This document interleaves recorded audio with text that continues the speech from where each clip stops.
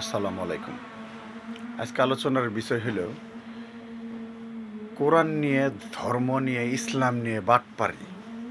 সেটা হলো কি, আমাদের দেশে তো অবস্থাগুলো দেখেন। আজকে আমাদের দেশে শতকরা 90 জন মানুষ মুসলিম। কেন আজকে আমরা সত্য প্রতিষ্ঠা করতে পারি না? আমরা মুসলমানের সন্তান হয়ে দেও কেন মিথ্যা কথা বলি? আল্লাহ বললো হায়াত মৌত রিজিকের মালিক আল্লাহ। আল্লাহ বললো আল্লাহ খাওয়াবে, দেখ তো আল্লাহর, ঠিক না?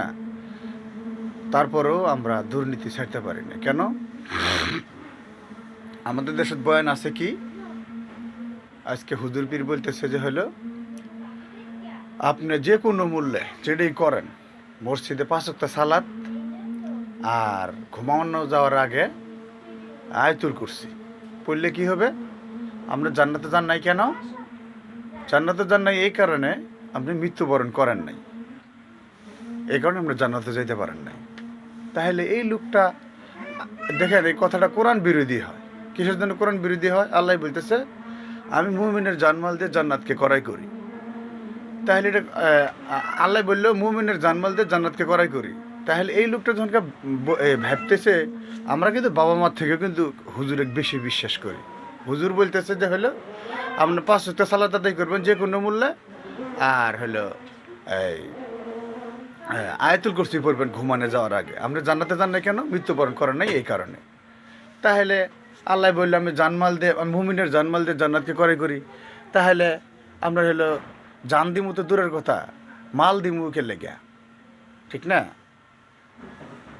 আমি তো মালই দিব না, এত মহব্বত করে। আল্লাহ বললো আপনার প্রয়োজনের অতিরিক্ত সব সম্পদ দান করে দিবেন। আপনার প্রয়োজন যেগুলো আছে এগুলো না, কিন্তু আপনার প্রয়োজনের অতিরিক্ত সব সম্পদ আমরা দান করে দিবেন, আল্লাহ বললো নাকি? আল্লাহ বললাম মুমিনের জানমাল দিয়ে জান্নাতকে করাই করি। কিন্তু হুজুর পীর বলতেছে আমরা 5 ওয়াক্ত সালাত আদায় করবেন, আয়াতুল কুরসি পড়বেন, আমরা জান্নাতে যান নাই কেন? মৃত্যুবরণ করেন নাই।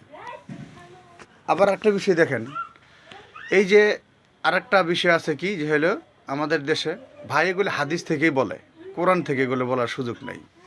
কোরআন থেকে বলার সুযোগ নেই। যেমন হাদিসত কি বলতেছে যে আপনি হজ করলে নিষ্পাপ হয়ে যাবেন।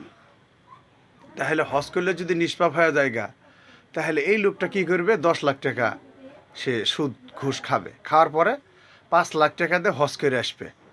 যত পাপ টাপ করছে সারা বছর, 1 বছর এই হজ করে 5 লাখ টাকা হজের ওইদিকে চলে যাবে, আর হলো 5 লাখ টাকা ক্যাশ হবে।